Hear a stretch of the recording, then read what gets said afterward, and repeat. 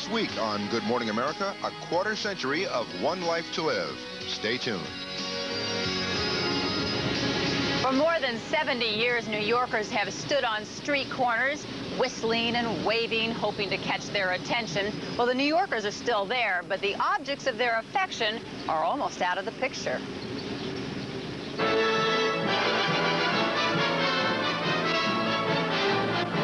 Welcome to New York City, the Empire State Building, Times Square, and the famous checker cab. At least that's how it has been portrayed in the movies and on TV. In reality, the boxy checker has gone the way of gas street lamps and vinyl records. It's almost extinct. Back in the late 70s, used to have thousands and thousands of them. I think we are now only 8 left in the city. And we take great pride of checkers. We love it. And that's our contribution to New York City. In a last hurrah for the trademark taxi, dozens of checker owners from around the country motored through the streets of Manhattan yesterday. Everyone agreed there was something special about the checker. Checkers are part of history in New York.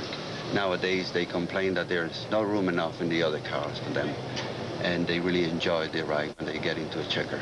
You think you are flying. You are not in a car like sitting like this and look at the road like this.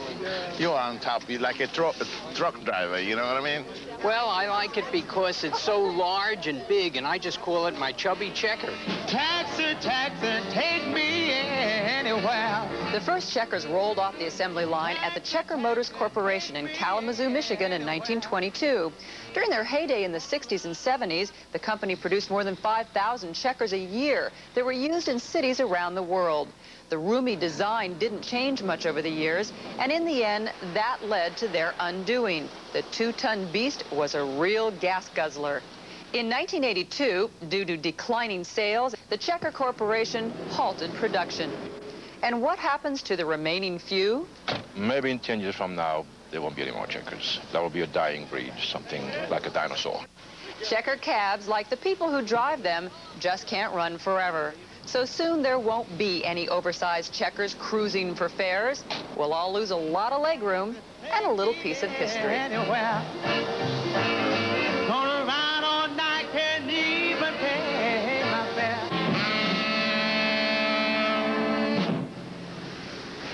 When we come back, we'll meet a few folks with checkered past as Good Morning America continues from Central Park in New York City.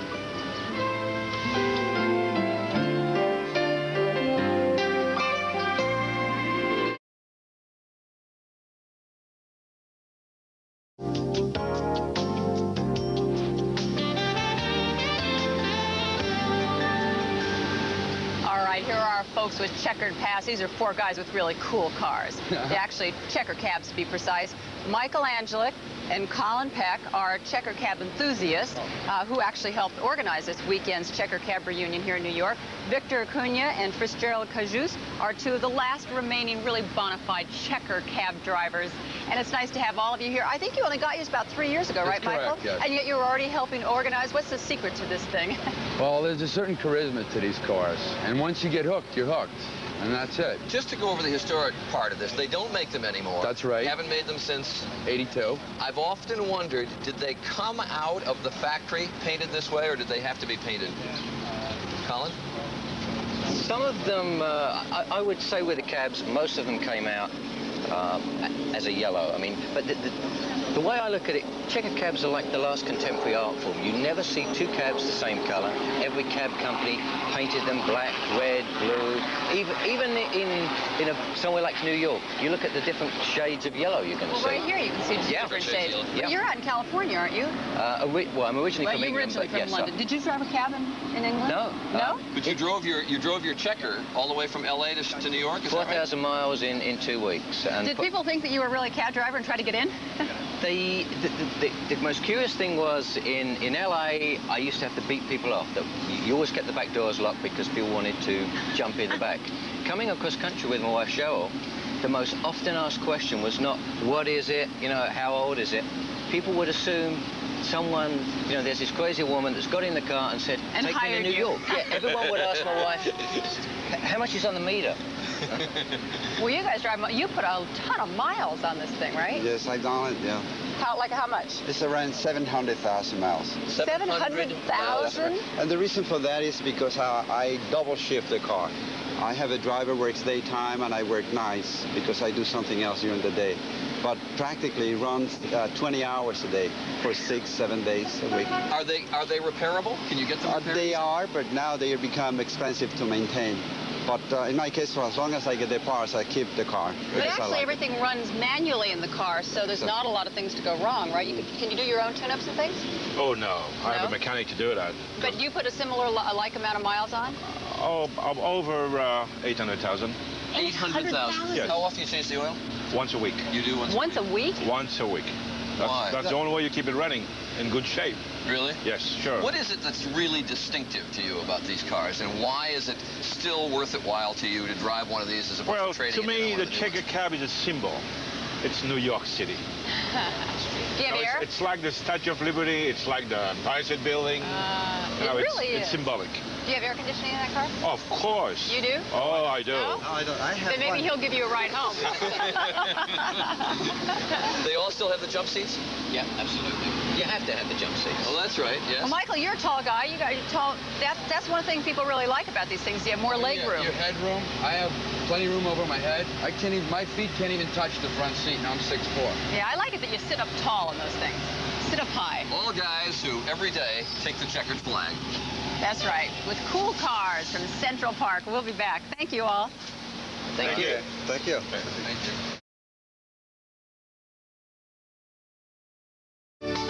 Good Morning America is brought to you by Folgers Crystals. Out here, even I can do the weather. Spencer's hot. What else? Well, it's going to continue to be hot over much of the east, Joan. Hot and sticky, but not as hot as it was over the weekend. Scattered thunderstorms through the mid-Mississippi Valley, but a break coming for everybody by week's end. We'll take it. Tomorrow on Good Morning America, actresses Jo Beth Williams, Ali Sheedy, Talia Shire, and Jill Eikenberry. I've been out here 15 minutes. I've already shot a 5-day pad. Yes. I'm going down to Baltimore. Preview of the All-Star game we'll have for you tomorrow. Grab a cab. All right. One of the 6 remaining checker cabs still in the streets of New York, I'm told. All right. We'll see you tomorrow. I want the Till jump then, take seat. care. I want the jump seat. You got it. I'll take this seat. There we go. You got it. Ooh, this is cool. And we're all in. Cool car. Bye. See you tomorrow.